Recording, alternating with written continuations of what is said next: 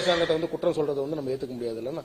So நீங்க சரியா proposal கொடுங்க. எதுக்காக இவ்வளவு படிச்ச ஐஏஎஸ் இருக்கிறாங்க, இவ்வளவு பேர் ஆபீசர்ஸ் இருக்காங்க, நீங்க ஒரு ப்ராப்போசல், ஒரு மெட்ரோ ரயிலுக்கு ப்ரொபோசல் கூட கொடுக்க முடியாத அளவுல தான் இன்னைக்கு தமிழ்நாடு அரசாங்கம் வந்து இங்க செயல்பட்டு இருக்கு. அதான உண்மை. எப்படி நீங்க மறுப்பீங்க? அதான் போயிட்டு இருக்கு. இன்னைக்கு வந்து இந்தியாவிலேயே நீங்க லிஸ்ட் எடுத்தீங்கன்னா மோஸ்ட் கரப்ட் கவர்மெண்ட் அப்படின்னு நீங்க ஒரு லிஸ்ட் எடுத்தீங்கன்னா அது டிஎம்கே கவர்மெண்ட் தான் சொல்ல முடியும். அவங்க சம்பந்தப்பட்ட அமைச்சர் வந்து நீங்க ஜெயில இருக்கிறாரு. பல பேர் வந்து ஊழல் வழக்குகளை வந்து இப்போ திருப்பி மெட்ராஸ் ஹைகோர்ட் சூமோட்டோவா எடுத்து நடத்திட்டு இருக்கிறாங்க. சுப்ரீம் கோர்ட் வந்து சொல்லி இருக்கிறாங்க வந்து இதை வந்து நீங்க எப்படி நீங்க இந்த கேஸை வந்து எல்லாம் இவங்க மேல எல்லாம் நீங்க அடிக்கிறீங்க, KKSSR அமைச்சர் KKSS அவர் மேலையும் பொன்முடி அவர்கள் மேலேயும் நீங்க திருப்பி வந்து ரீ இன்வெஸ்டிகேட் பண்ணுங்கன்னு சொல்றாங்க. சோ அந்த அளவுக்கு தான் தமிழ்நாடு அரசாங்கம் செயல்பட்டு இருக்கு. ரொம்ப ஒரு வீக்கான கவர்மெண்ட், ஒரு வீக்கான பாலிசிஸ், சும்மா மேலோட்டமா டிராமா போட்டுக்கிட்டு நம்ம வந்து எப்படியாவது ஏதாவது சொல்லி நம்ம வந்து காலத்தை தள்ளிடலாம். ஏதாவது ஒண்ணுன்னா மத்திய அரசாங்கத்து மேல பழி போட வேண்டியது, இப்படிதான் நம்ம ஓட்டிட்டு இருக்கோம். நம்ம சைட்ல இருந்து ஒரு ப்ரொபோசல் இது வரைக்கும் ப்ராப்பரா போல. இப்போ நீங்க வந்து அவங்க குற்றச்சாட்டு சொல்றாங்க, குஜராத்துக்கு நிறைய நிதி கொடுத்துட்டாங்க, உத்தரப்பிரதேச நிறைய நிதி கொடுத்துட்டாங்க. நீங்க அவங்க கொடுத்திருக்கிற ப்ரொபோசல் கொடுக்குறாங்க. ஆந்திராக்கு 15,000 கோடி கொடுத்திருக்காரு அமராவதியினுடைய கேபிட்டல் உருவாக்குறதுக்கு. நீங்க ஏதாவது ப்ரொபோசல் இது வரைக்கும் கொடுத்திருக்கீங்களா? நீங்க ப்ராப்பரா ஒரு ப்ரொபோசல் போட்டு மத்திய அரசாங்கம் கொடுக்கல அப்படின்னு சொல்லுங்க பாப்போம். சொல்ல முடியுமா? நீங்க கேட்காதது கூட பண்ணுவாரு பிரதமர் நரேந்திர மோடி அவர். நீங்க என்ன நீங்க கேட்காதது கூட டிஃபென்ஸ் காரிடார் அனௌன்ஸ் பண்ணியிருக்கிறாரு. எவ்வளவு திட்டங்கள் தமிழ்நாடுக்கு, எவ்வளவு திட்டங்கள், அவ்வளவு திட்டங்கள் கொடுத்திருக்கோம். அடுத்தது பாத்தீங்கன்னா உங்களுக்கு கேலோ இந்தியா தமிழ்நாடுக்கு தான் கொடுத்தோம். இப்பதானே பண்ணாங்க கேலோ இந்தியா, இப்பதானே பண்ணாங்க உதயநிதி அவர்கள். அந்த அளவுக்கு நம்ம சப்போர்ட்டிவா இருக்கிறோம். இப்ப கூட பாத்தீங்கன்னா நீங்க நேத்து கூட பாத்துருக்கலாம், நம்ம வந்து கலைஞர் கருணாநிதி அவர்களுக்கு வந்து நம்ம கமெமரேட்டிவ் 100 rupees காயின் வந்து நேற்று கூட ராஜ்நாத் சிங் ஜி அவர்கள் வந்து எங்களுடைய மத்திய டிஃபென்ஸ் மினிஸ்டர் அவர் வந்து ரிலீஸ் பண்ணியிருக்கிறாரு. நம்ம சைட்ல இருந்து கூட ரெப்ரசன்டேஷன்லாம் போயிருக்கிறாங்க, கட்சி சைட்ல இருந்து கூட போயிருக்கிறாங்க. இல்ல ஒரு எவ்வளவு தமிழ்நாடுக்கு எவ்வளவு முடியுமோ, இன்னும் தமிழர்களுக்கு இன்னும் என்னென்ன வேணுமோ எல்லாமே பண்ணிட்டு இருக்கிறார் பிரதமர் நரேந்திர மோடி அவர்கள். அப்படிதான் நீங்க வந்து இந்த சைட்ல இருந்து சரியில்லை. நித்தி ஆயோக்கு கூட போகலையே முதல்வர் அவர்கள். அதாவது தமிழ்நாடுக்கு நல்லது நடக்கும் அப்படின்னு சொல்லக்கூடிய ஒரு பிளானிங் கமிஷனுக்கு ஆல்டர்னேட்டிவ் பாடி தான் நித்தி ஆயோக். நித்தி ஆயோக்ல கூட உங்களால போய் பார்ட்டிசிபேட் பண்ணி பேச முடியல. ஏன்? நமக்கு பேச தெரியாது. நமக்கு பிரச்சனை என்ன? பேச தெரியாது. அவங்க 4 கேள்வி கேட்டா நமக்கு பதில் சொல்ல தெரியாது. ஏன்னா நம்ம ஆபீசர்ஸ் அதுக்கு எக்யூப்டா இல்ல. ஏன்னா ஆபீசர்ஸ்க்கு எல்லாருமே நீங்க வந்து அவங்களுக்கு வந்து ரொம்ப கம்ஃபர்ட் ஜோன் கொடுத்துட்டீங்க. ஆந்திரால திரு சந்திரபாபு நாயுடு அவர்கள் மாதிரி வந்து நீங்க வந்து ஒரு ஸ்ட்ரிக்டான சீஃப் மினிஸ்டரா இருந்தா ஆபீசர்ஸ் எல்லாம் உங்களுக்கு ரெஸ்பெக்ட் கொடுத்து நீங்க கேட்கறதுக்கெல்லாம் பதில் சொல்லுவாங்க. அவங்க இஷ்டத்துக்கு தானே போலீஸ் டிபார்ட்மெண்ட், அது ஒரு தனியா அவங்க இஷ்டத்துக்கு. நீங்க அவர் என்ன கேமரா பிடிச்சிட்டு இருக்காரா, அவர் தப்பா பிடிச்சிருந்தாரா உங்க மேல குண்டாஸ் போடுவாங்க. அவர் என்ன லெப்ட் ஹேண்ட் ரைட் ஹேண்ட் அவர் மேல பெண்ணு தப்பா பிடிச்சிருந்தாரு உங்க மேல ஒரு குண்டாஸ், பாக்குறவங்க மேல எல்லாம் குண்டாஸ்.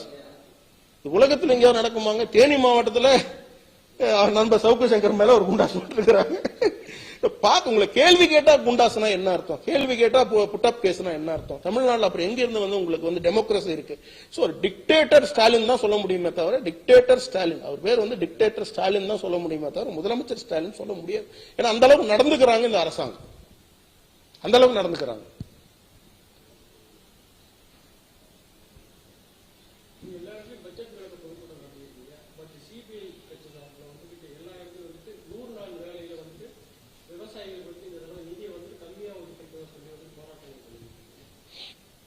அதுதானே சொல்றேன், எவ்வளவு கம்மியா ஒதுக்கிருக்காங்க சொல்லுங்கன்றோம். சரி, நம்ம போராட்டம் பண்றது நமக்கு தமிழ்நாட்டில இருந்துட்டு போராட்டங்கள் தெரியுமே. 10 பேர் உட்காருவாங்க, ஒரு கொடி பிடிச்சிப்பாங்க, அது போராட்டம் நம்ம சொல்லுவோம். சிபிஐ அதனால எங்க கம்யூனிஸ்ட் கட்சி எங்கன்னு இருக்கு? நான் இப்ப கேரளால தான் வரேன், அங்கதான் ஏதோ 4-5 கொடியை பார்த்தேன். தமிழ்நாடுல எங்கேயும் நான் பார்க்கல. நீங்க ஏதாவது பாத்தீங்களா? கடைசி ஏதாவது நான் பார்க்கல போராட்டம். நீங்க ஏதாவது பாக்குறீங்களான்னு எனக்கு தெரியல, நான் பார்க்கல சார். ஒரு கொடி கூட பார்க்கல. சென்னையில இருந்து கேரளா வரைக்கும் போனேன். கேரளா பார்டருக்கு போகும்போது ஒரே ஒரு கொடியை பார்த்தேன். அவங்க என்ன சார் பிரசன்ஸே இல்லாத ஒரு பார்ட்டி. அவங்க சொல்றதுல நம்ம எடுத்துக்க முடியாது. திமுக செய்யக்கூடிய தவறுகள் தான் நம்ம பேசணும். திமுக செய்யக்கூடிய தவறுகள் தான் நீங்க நம்ம பேசணும். திமுக இதே போல வந்து நீங்க வந்து இன்னொரு 1 வருஷம் உங்க கண்டினியூவே பண்ண முடியாது கவர்மெண்ட். அந்த அளவுக்கு ஒரு டிசாஸ்டர், அந்த அளவுக்கு ஒரு டிசாஸ்டர், அந்த அளவுக்கு ஒரு டிசாஸ்டர் தான் கொண்டு போயிட்டு இருக்கு.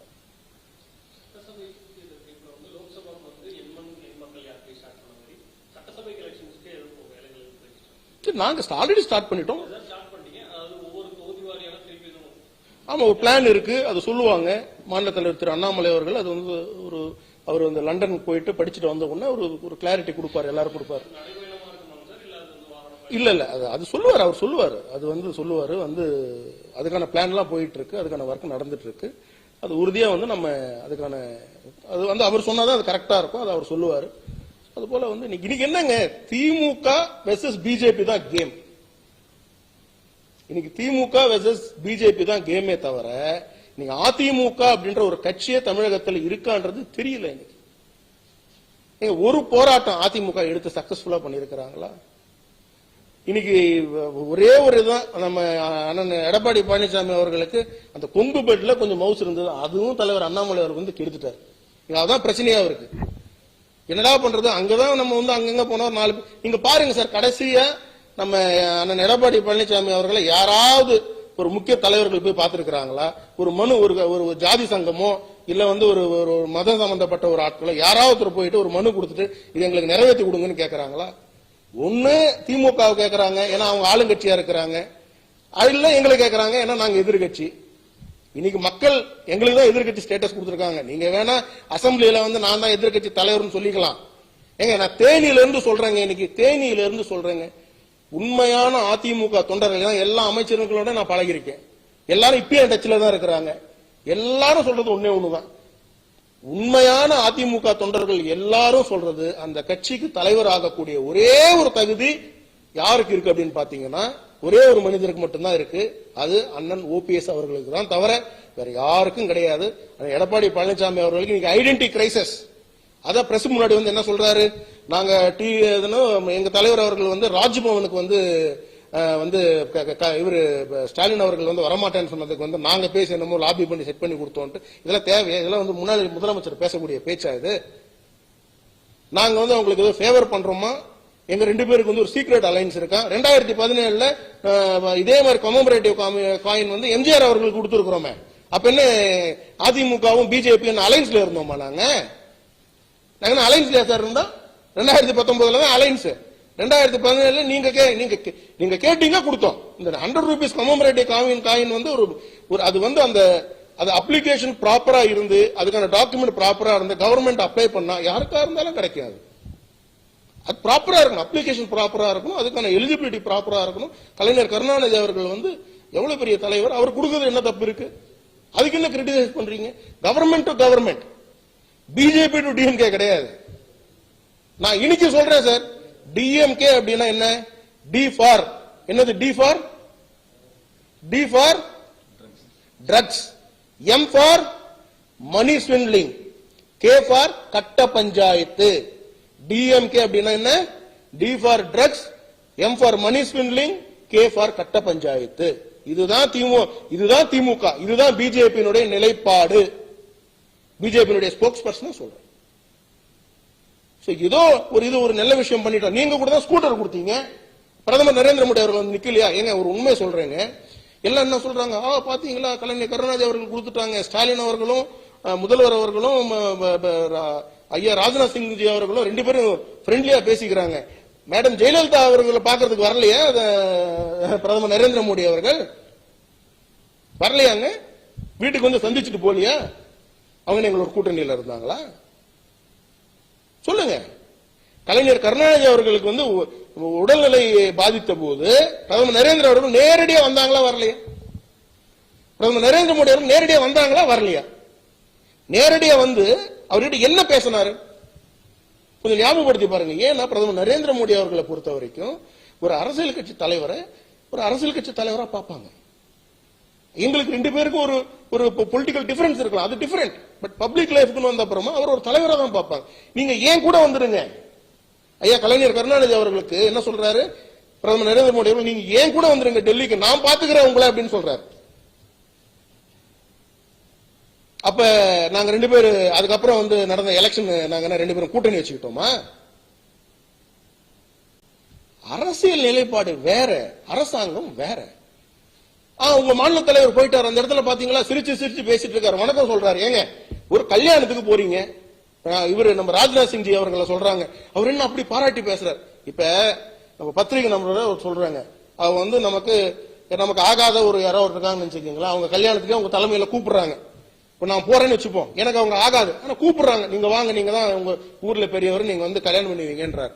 அங்க போயிட்டு நீங்க 1 மாசத்துல பிரிஞ்சிடுவீங்க, 1 மாசத்துல டைவர்ஸ் வாங்கிடுவீங்க, உங்க புருஷன் 1 மாசத்துல எங்கேயோ ஓடி போயிடுவான். இப்படி சொன்னா நல்லாவா இருக்கும்? கல்யாணத்துல போயிட்டு நமக்கு பிடிக்கலனாலும் நம்ம என்ன சொல்லணும்? நல்லா வாழுவீங்க, 100 ஆண்டு சிறப்பா இருப்பீங்க, நல்ல குழந்தை குட்டியோட நல்லா இருப்பீங்க, நல்ல சொத்து, நல்ல நல்ல ஒரு நல்ல ப்ராஸ்பரஸா நல்ல சந்தோஷமா இருப்பீங்க, இப்படிதானே சொல்லணும். அதுதானே சொல்லியிருக்காரு. அது வந்து ஒரு அரசியல்ல ஒரு டீசென்சி, ஒரு டிக்னிட்டிங்க. அது சரி, அது எப்படி தெரியும் அண்ணன் எடப்பாடி பழனிசாமி அவர்களுக்கு? அதான் இல்லையே. துரோகத்துக்கு அந்த காலத்துல துரோகத்துக்கு மகாபாரதத்துல ஒரு பேர் உண்டு. அதை எடுத்துட்டு அண்ணன் எடப்பாடி பழனிசாமி அவர்கள் பேர் தான் போடணும். துரோகி அப்படி என்றால் எடப்பாடி பழனிசாமி தான் நம்ம போடணும். யாருக்கு நீங்க உண்மையா இருந்திருக்கிறீங்க? உங்களுக்கு பதவி கொடுத்தவங்களுக்கு உண்மையா இருந்தீங்களா? கிடையாது. உங்க தொண்டர்களுக்கு உண்மையா இருந்தீங்களா? கிடையாது. கூட்டணி வேண்டான்னு உடைச்சிட்டு போனது நீங்களா நாங்களா?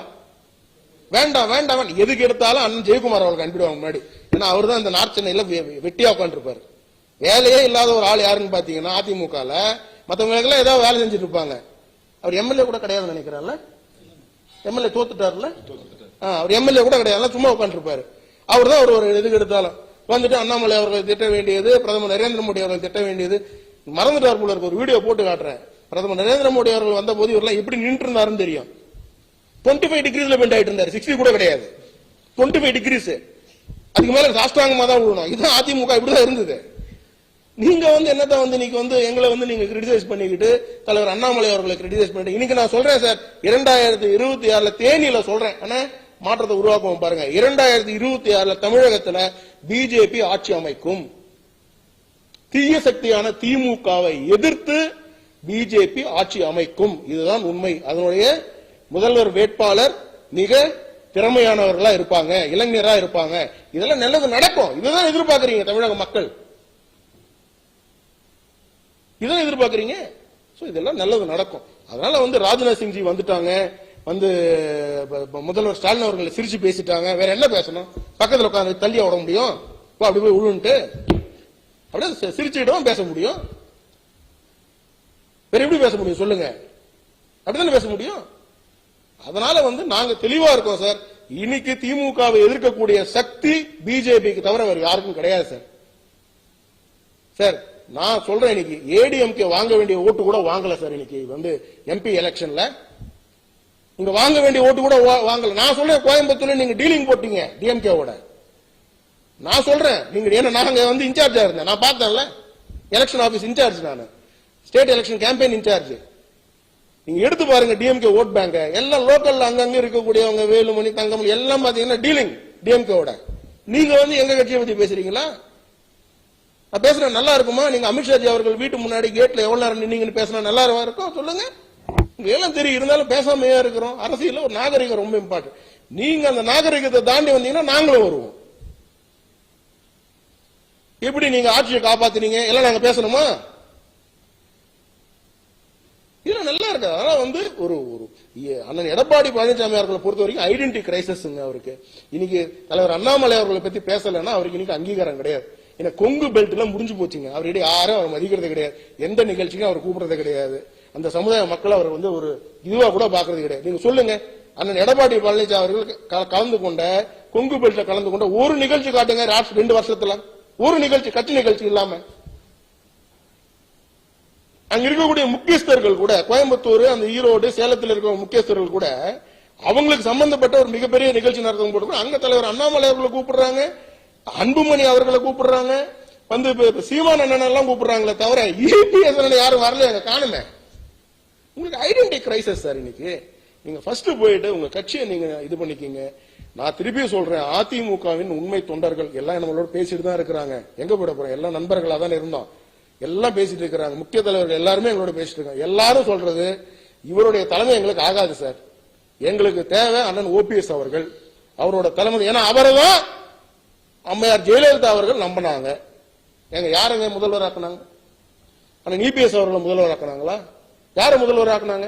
அண்ணன் ஓபிஎஸ் அவர்களை தான் முதல்வர் ஆக்கிட்டு போனாங்க. அவங்களுக்கு ஒரு கடினமான ஒரு சூழ்நிலை வரும் பொழுது, ஒரு இக்கட்டான சூழ்நிலை வரும் பொழுது உங்களை நம்பலையே, நீங்களும் தானே இருந்தீங்க. அப்ப நீங்க என்ன பண்ணிட்டு இருந்தீங்க?